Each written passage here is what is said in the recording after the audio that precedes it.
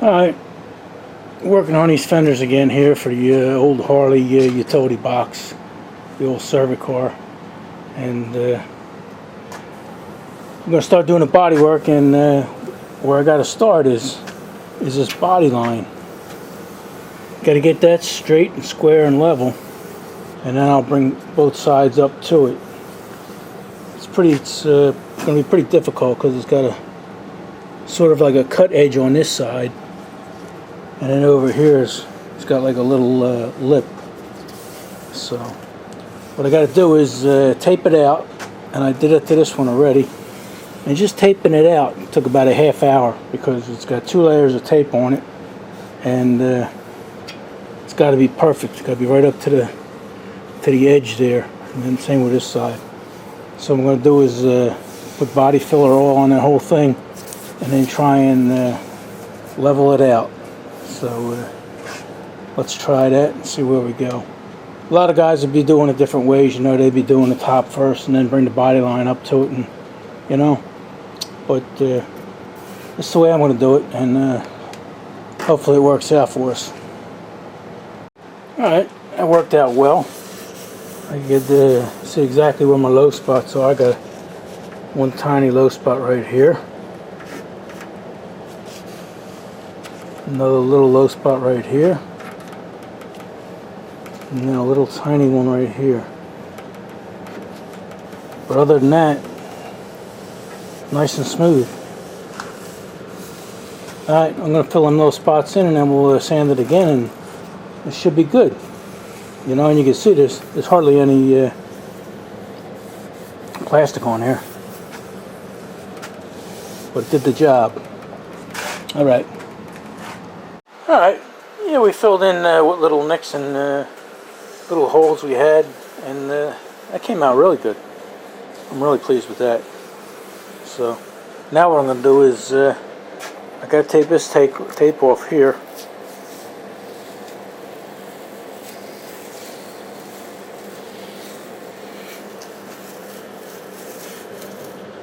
And then, what I have to do is reverse tape it. I got to tape this lip up here, and then we'll try and get this piece here. This piece here is pretty rough, so we'll take that and see what we can do with it. Yeah, we got a nice crisp edge there. I'm happy with that. This is why you put the 2 layers of tape on there, because sometimes the first one you mess up and everything. So alright, let me tape up this other edge, and we'll go at it from there. Alright, got the first coat on there, and just with the first coat, it looks 100% better. So, looking good.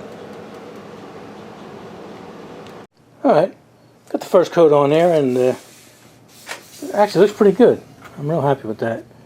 And do have some low spots, but for the most part, like from this little section here all the way across the top to right about here, it's all done. I just have to I got a couple little low spots right here, a little tiny one there, and then got this little fin here, this little tail piece we gotta fix. And then over on this side, same thing. We got a little spot there, and that's about it. You're happy with that? You know, you can't get a block in there, or they don't make anything for that. So you have to make something for yourself. So what I got here is a big paint stick. You see how thick it is, about 1/4 inch thick, and I use that, and you see the way it's not wide enough to get the whole thing, but it's long enough that on an angle it'll get that whole thing. And then when I want to get tight around the top there, I cut a piece of this to the exact shape. See the way it's the same shape as that body line? and then that'll sand the top half. So that's how you do that. But that's pretty much perfectly smooth now. So let me fill in tiny spots in there, and then it's ready for glazing putty, believe it or not. Alright. Alright, it's been a little bit since I gave you an update, so let me show you where we're at here. I did both body lines here, this flat and this body line up here, and I'm happy with it. You know, it's you're not going to see any imperfection when it's on a bike and painted, so we're good with that. It took me a little bit. I ain't lying. It took me a little bit. Matter of fact, this whole end here was flat, you know, and then this from here down is pretty much all sculpted.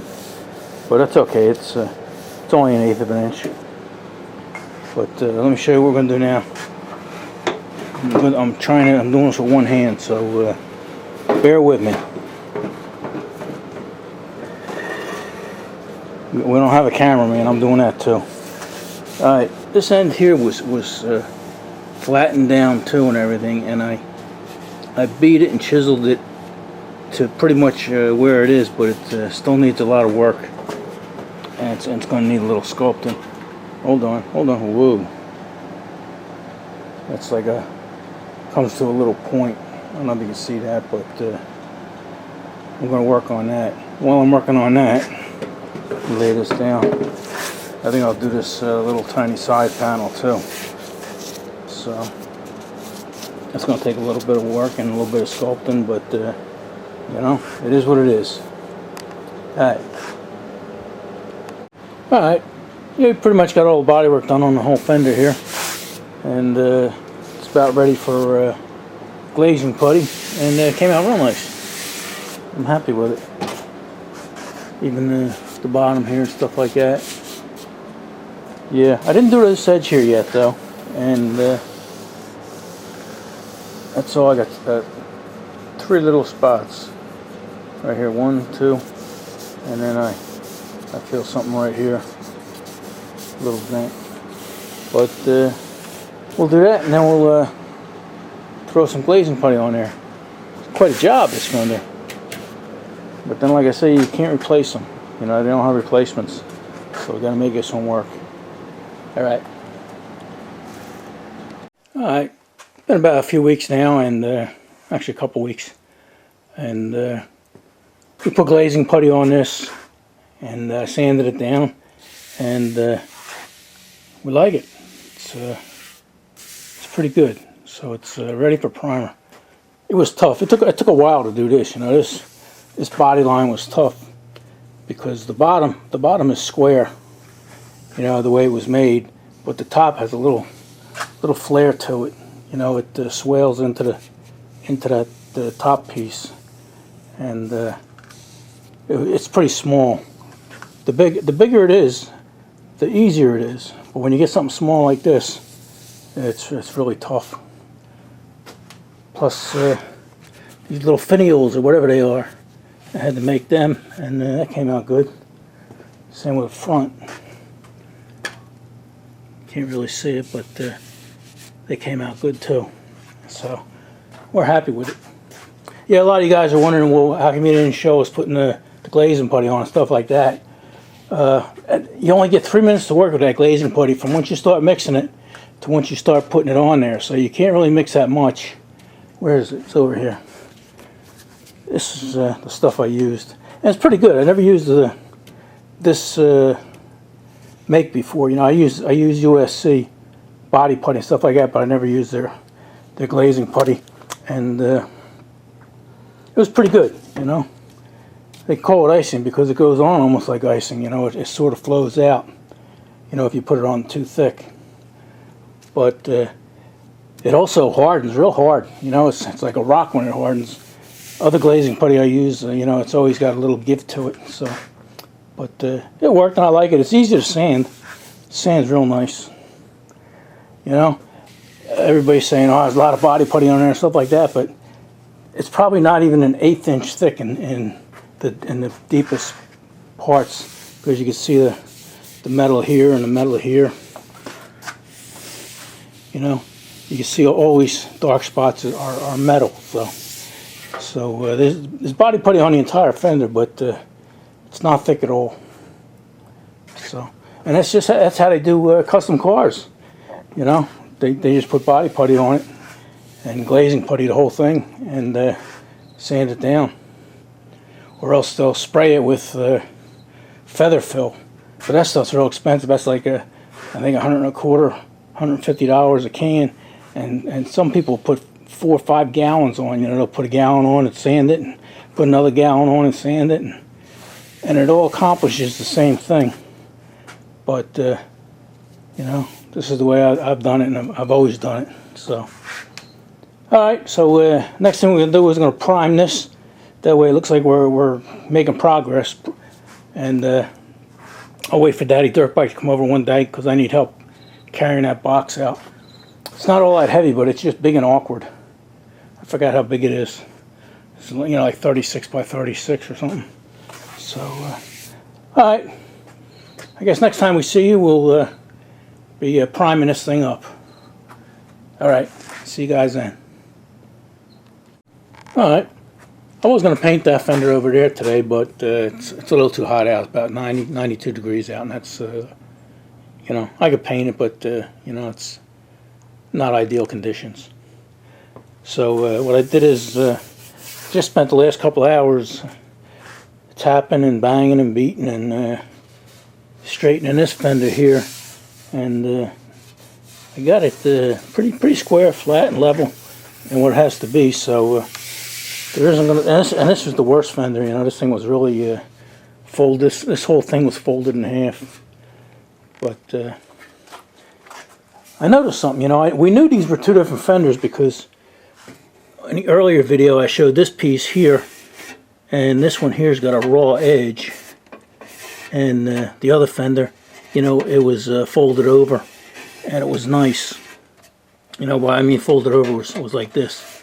And this one here is just raw. So we knew there were two different fenders. But the more I look at them, the more different they are. Like if you look at that one there and the way it sits, it's almost flat across the back, and then the edges round over. And this one's a little different. This one here is more rounder. You know, you could see this here is like round instead of square, and then folded over, or not folded over, but you know, a little bit of a 90. This one here is more rounded. Also, I think the rivets are different sizes, believe it or not. These rivets I think are smaller than the ones on that one over there. So it's interesting, you know. And I think they were probably both original to the machine.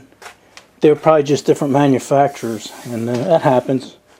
Because even my Toyota, you know, I bought that brand new, and then when I changed the spark plugs, one bank was one manufacturer, and the other bank had a different manufacturer spark plug. So, you know, it happens. You know, and that's you know, only a trained eye would see it, and chances are you're not going to see both of these fenders at the same time, except for the back profile. Even that, on the edge here, on that one here, the finial, whatever they call this thing, it flares out sort of, you know, and just flares into the fender. This one here has got a distinctive stop on it. Let me turn it over and we'll take another look at that. Yeah, here's that edge I was just talking about, and trying to get the right angle so you can see it, but this just comes to like an abrupt end, you know, and it's like a drop off. The other one just flared and smoothed right into the fender. So they'll both when they're on a bike they'll look okay, but like I say, oh, so another thing, I'm glad you guys said that. Here's the outside of that one. But let me flip this over again, and I'll show you something else that was different. All right, like I said, it was a rounder fender, but it's also thinner where the wheel goes in. This is like 7 3/4,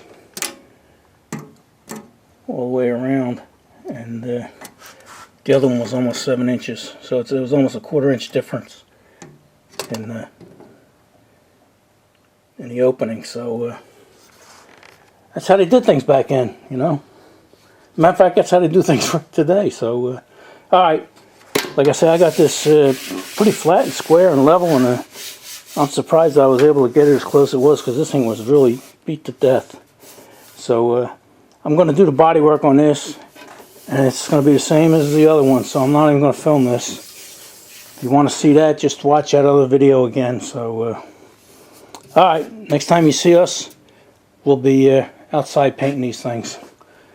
Alright. Alright, it's been a few days, maybe even a few weeks since we started getting these fenders ready.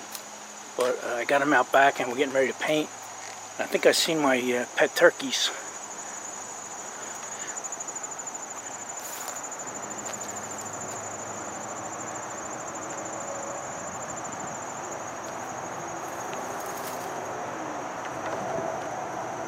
There we go.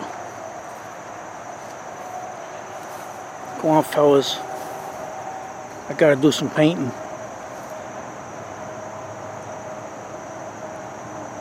They're actually wild turkeys, and one of them is a mother, and 3 of them are babies, and I watched them grow since they were just about eggs. But anyway, here's our fenders, and got them out here, and all the body work's done, all the glazing putty's done.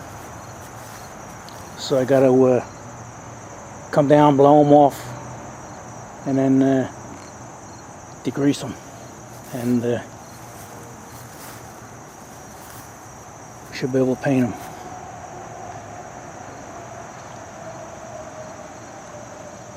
Look at them. Look at them. I think I got one male, and I think the rest are all females, because one of them has a little gobble thing under his chin. The other ones don't. Alright. Oops, sorry about that. Bad camera work again. Alright. It's not too bad out here. It's like 70, 75 degrees. These a little warm. Not hot. Not really too bad. This one here is cool. The sun just came out, so alright. Let me blow them down, degrease them, and then mix up some primer. The turkey's checking out my fenders.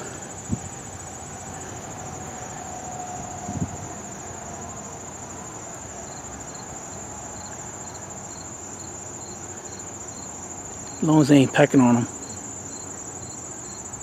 Interesting birds.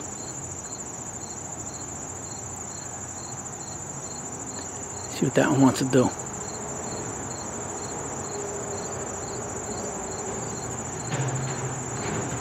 Yeah, they don't mean no harm. Look at that. They know I'm here now. They're foraging.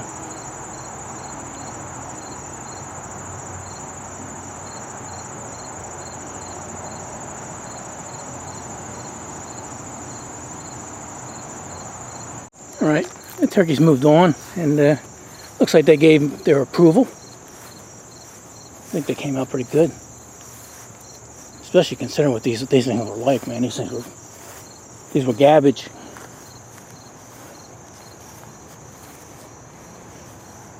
Let's check this one out. This was the worst one.